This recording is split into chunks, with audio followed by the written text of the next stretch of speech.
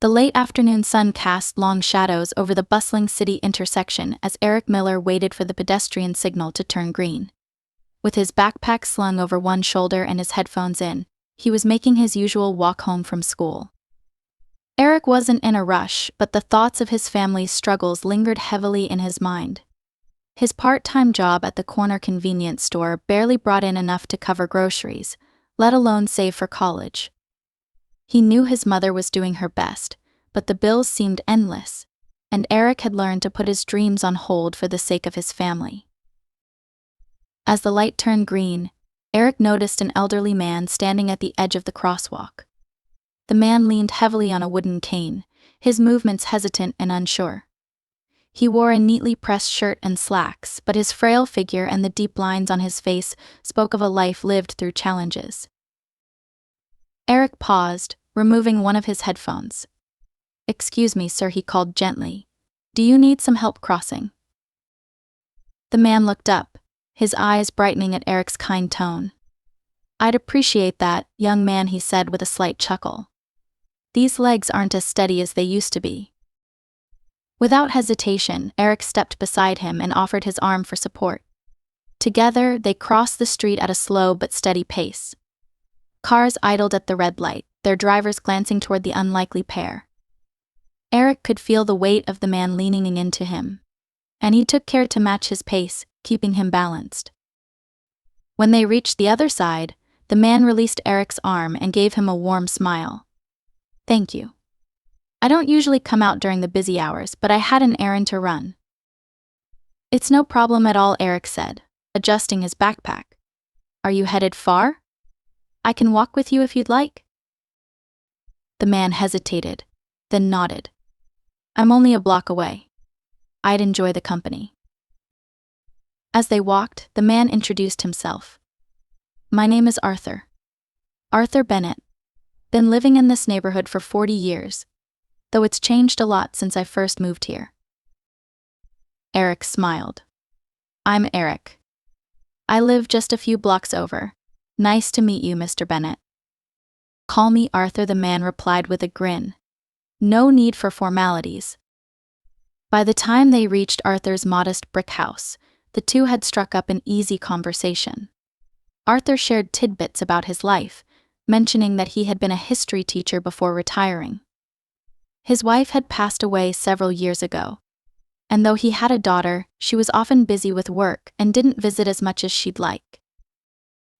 "Well, here we are," Arthur said, gesturing toward the small front yard with its neatly trimmed hedges. "Thanks again for your help, Eric. It's refreshing to see a young person who still takes time to notice others." "Anytime," Eric replied sincerely. "It was nice meeting you." As Eric turned to leave, Arthur called after him. "If you're ever passing by, feel free to stop in. I've got more stories than I know what to do with." Eric chuckled. "I might just take you up on that." He walked home with a lighter step, the encounter lingering in his mind. There was something about Arthur's warmth and the way he spoke with such earnestness that made Eric feel connected, as though he had stumbled into something meaningful without realizing it. Over the next few days, Eric found himself thinking about Arthur. One afternoon on his way home from school, he decided to take a detour and stop by the older man's house. When Arthur answered the door, his face lit up with surprise and delight. "Eric. What a pleasant surprise. Come in. Come in." The house was cozy and filled with bookshelves, framed photographs, and a sense of history that made it feel alive. Arthur poured them both cups of tea, and they settled into the living room. What began as a brief visit turned into a long conversation, with Arthur sharing tales from his teaching days and Eric opening up about his struggles to balance school, work, and family responsibilities. "You've got a good head on your shoulders," Arthur said, his tone thoughtful. "It's not easy to juggle so much at your age. You remind me of myself when I was young." Eric grinned. "I don't know about that, but thanks." From that day on, their visits became a regular occurrence. Eric would stop by whenever he could, and in return, Arthur would share wisdom, encouragement, and the kind of companionship Eric didn't realize he needed. What started as a simple gesture at a crosswalk had grown into an unlikely friendship that brightened both their lives. Neither of them could have anticipated just how deeply their bond would shape the future. Eric's visits to Arthur's home became a bright spot in both their lives. After school or his shifts at the convenience store, Eric often found himself drawn to the cozy brick house, where Arthur always greeted him with a smile and an anecdote or two from his past. For Eric, it was a welcome escape from the pressures of balancing school and helping his family. For Arthur, it was a lifeline to a connection he had been missing since his wife passed, and his daughter's visits became infrequent. One afternoon, as Eric helped Arthur rearrange some bookshelves, he noticed a framed photo on the mantel. It was a younger Arthur, smiling proudly with a little girl perched on his shoulders. Her dark curls were windswept, and her laughter seemed to leap out of the picture. "Is this your daughter?" Eric asked, setting the book he was holding on a nearby table. Arthur looked at the photo, his expression softening.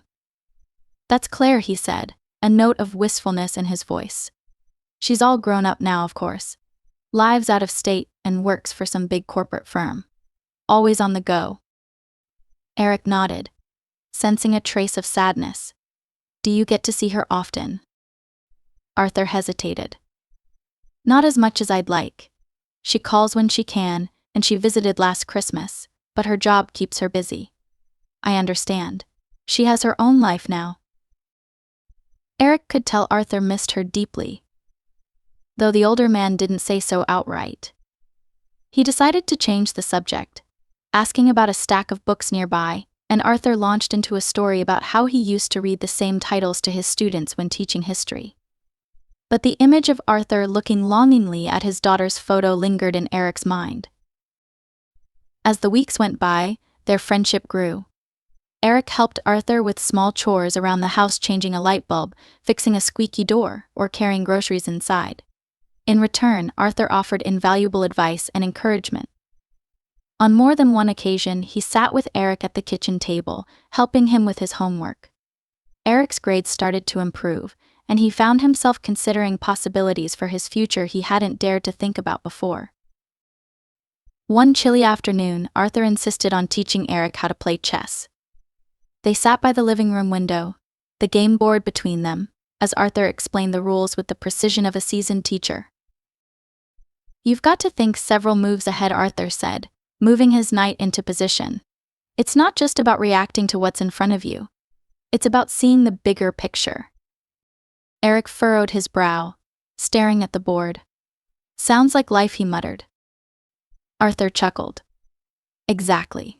Life's a bit like chess. You don't always have control over the board, but you can plan, adapt, and make the best move you can with what you've got." Eric lost the first game and the second, but by the third he had started to catch on. Arthur's eyes twinkled with pride as Eric made a clever move, trapping his opponent's queen. "Well done, young man," Arthur said, clapping his hands together. "You're a quick learner." The time spent with Arthur began to influence Eric's outlook on life. He no longer felt as trapped by his family's financial struggles, though they hadn't gone away.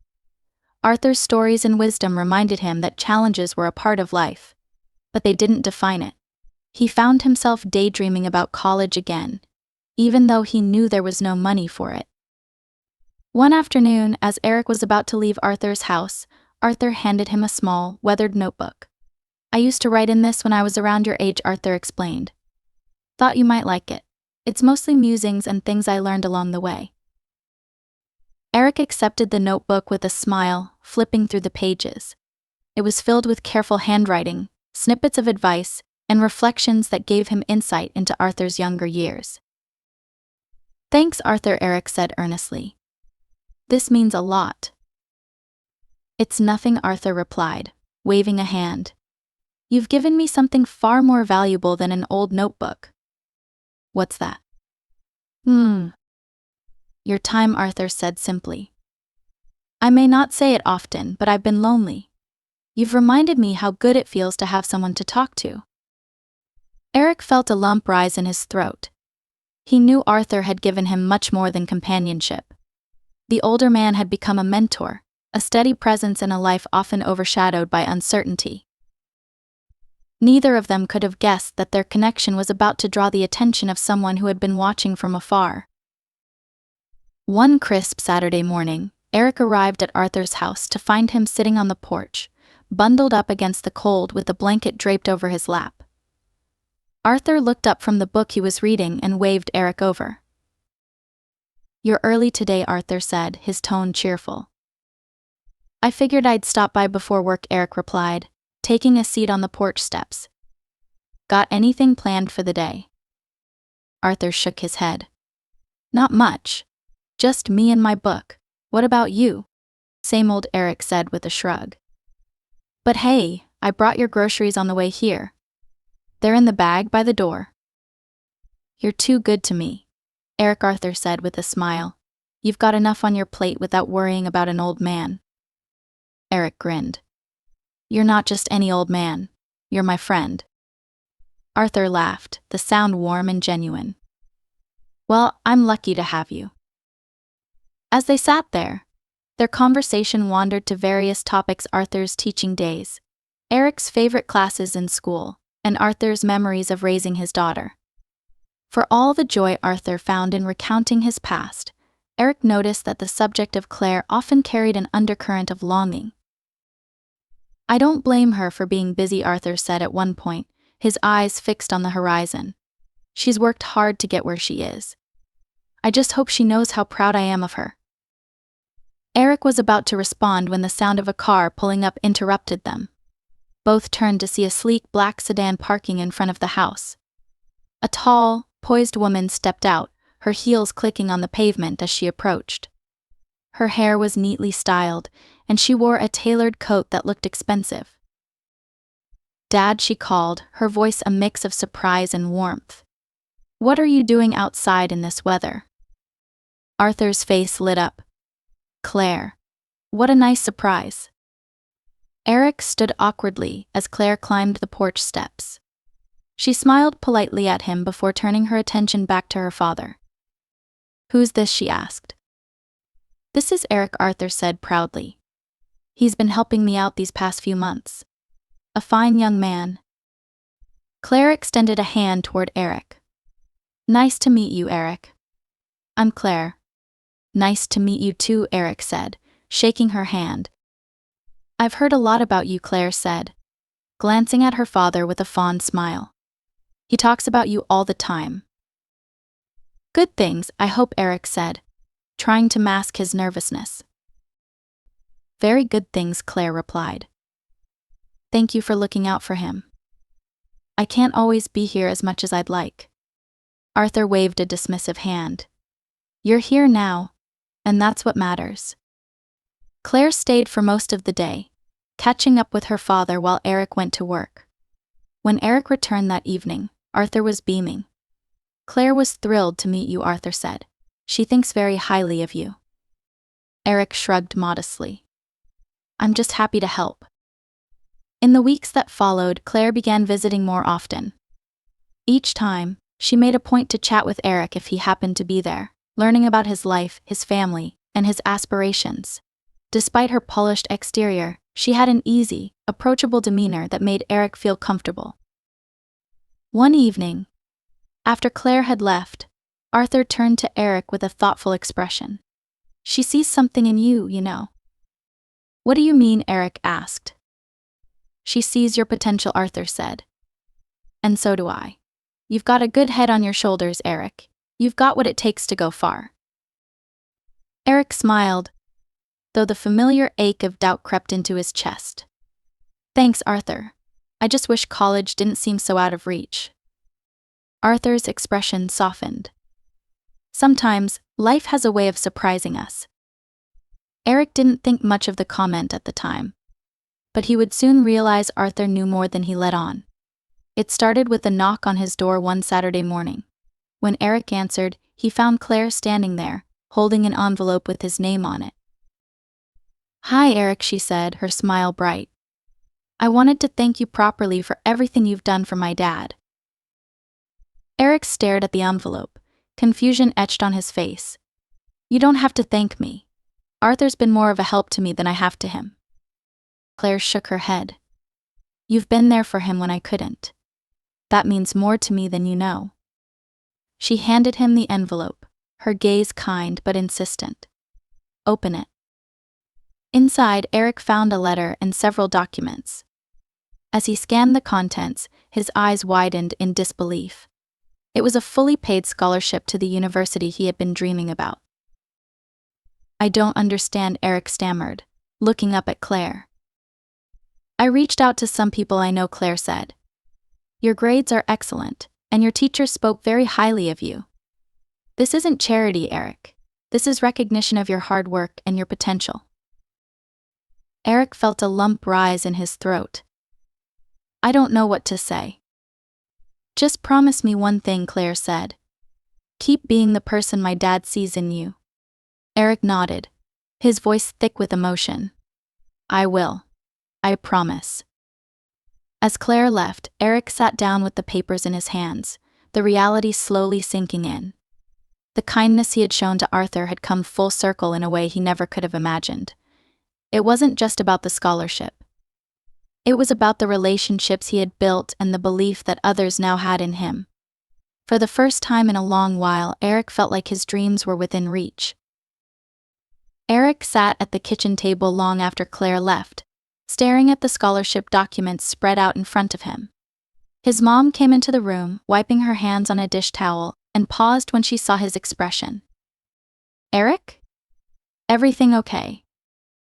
He looked up, a mixture of shock and joy on his face. Mom, you're not going to believe this. As he explained what had happened, her eyes widened. She sank into the chair across from him, her hand covering her mouth. This is incredible, she whispered. Eric, you've worked so hard and now this. You deserve it. It's not just me, Eric said, shaking his head. Arthur and Claire made this possible. I don't even know how to thank them. His mom smiled, her eyes misty. The best way to thank them is to make the most of it. Over the next few days, Eric and Arthur spent hours together, going over what the scholarship entailed and planning for Eric's future. Arthur's enthusiasm was contagious, and he seemed almost as excited as Eric. This is the start of something big, Arthur said one afternoon as they sat in his living room. You've got the talent and the drive. Now you've got the opportunity too. Eric couldn't help but grin. I just hope I can live up to everyone's expectations. You already have, Arthur replied firmly.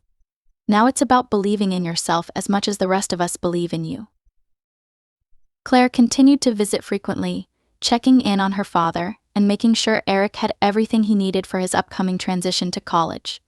During one visit, she brought a brand new laptop, handing it to Eric as casually as if she were giving him a notebook. You'll need this, she said with a smile.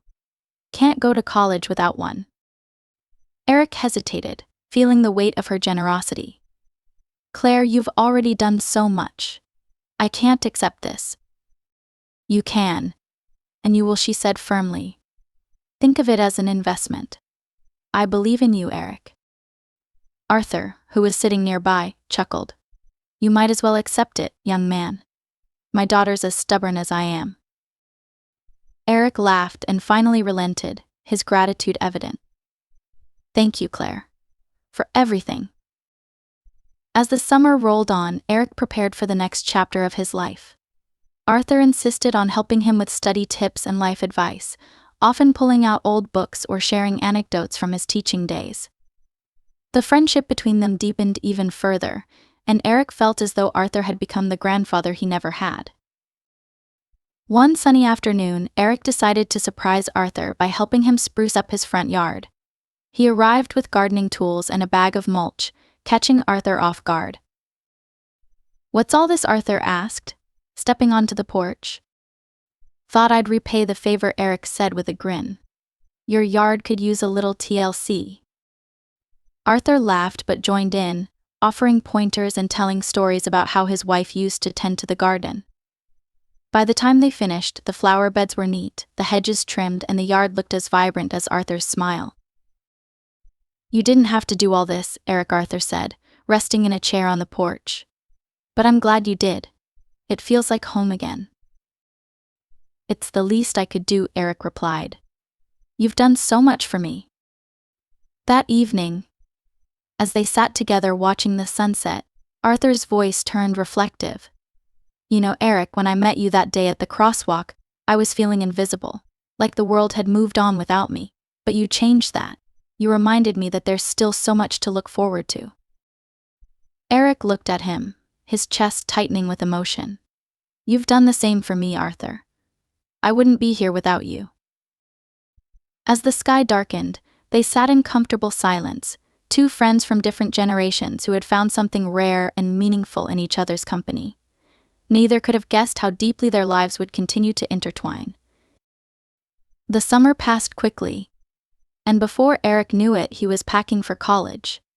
His acceptance letter had arrived a few weeks earlier, and he had spent countless hours preparing, double-checking documents, and gathering supplies. Claire had stopped by several times, offering advice about navigating campus life, while Arthur provided encouragement and his own brand of practical wisdom. On the morning of Eric's departure, he stopped by Arthur's house one last time. Arthur was sitting in his favorite armchair by the window, a cup of tea in hand.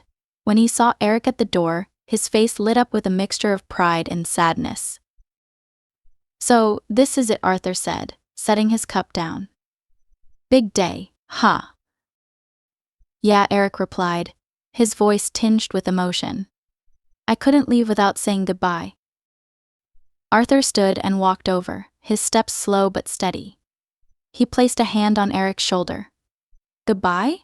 You're not getting rid of me that easily. We've still got chess games to finish and stories to tell. You'll just have to come back and visit. Eric smiled, though his chest felt tight. I will. I promise. Arthur handed Eric a small package wrapped in brown paper. Something for the road. Don't open it until you get there. Arthur. None of that, Arthur interrupted with a grin. Just take it. Humor an old man. Eric nodded, slipping the package into his backpack. Thanks, Arthur, for everything. Thank you, Eric, Arthur replied, his tone soft. You've brought more to my life than you'll ever know. Now go. You've got a bright future ahead of you. With a final handshake and a hug, Eric left, his heart full of gratitude and a touch of sadness. As he walked home, he thought about how much his life had changed since the day he helped Arthur across the street. He had gained not only a mentor but a friend who had shown him the value of connection and the importance of believing in himself. Later that afternoon, Claire arrived with her car to drive Eric to campus. She helped him load his bags into the trunk, and as they pulled away from the house, she glanced at him in the rearview mirror. You nervous? She asked. A little, Eric admitted, but mostly excited. You should be. You've earned this, Claire said, her tone encouraging. And remember, if you ever need anything, I'm just a call away. Thanks, Claire, Eric said sincerely. I'll never forget what you and Arthur have done for me. When they arrived at the campus, Claire helped Eric carry his belongings to his dorm room. It was a small but welcoming space, and Eric felt a surge of pride as he looked around. After they finished unpacking, Claire gave him a quick hug. All right, I'll let you get settled, she said. Good luck, Eric. I know you'll do great. As she left, Eric sat on the edge of his bed and opened the package Arthur had given him. Inside was a leather-bound journal, similar to the one Arthur had shared with him months ago. On the first page, Arthur had written a message. Eric, this journal is for you to fill with your own stories, lessons, and dreams. Life is full of surprises, and you've already shown how much good can come from simply being kind and paying attention. Keep being the person you are and you'll go far. Remember, no matter where life takes you, you'll always have a friend in me. With pride and gratitude. Arthur. Eric closed the journal, his eyes brimming with tears. He promised himself he would write in it, capturing the journey ahead and the lessons he would continue to learn. Over the next months, Eric threw himself into college life. He excelled in his classes, joined clubs, and made new friends. But he never forgot where he came from. He kept in touch with Arthur, calling every week and visiting whenever he could during breaks. Their bond remained as strong as ever, a testament to the power of kindness and the connections it can create. One evening, during a break, Eric sat with Arthur on the porch, the two of them watching the sun dip below the horizon. Arthur's voice was thoughtful as he said, "You know, Eric, life has a way of coming full circle. You've made me proud, but more importantly, you've shown me that even in my old age, I can still make a difference." "You've made a huge difference in my life," Eric replied. "And I'm going to make sure I pass it on." Arthur smiled, his eyes glistening. "That's all I could ever ask for." The friendship between them became a cornerstone of Eric's life, a reminder of how small acts of kindness could ripple outward, creating change in ways neither of them had imagined. As Eric grew into the person he was destined to be, he carried Arthur's lessons with him, shaping a future built on compassion, connection, and the belief that even the simplest gestures could change the world.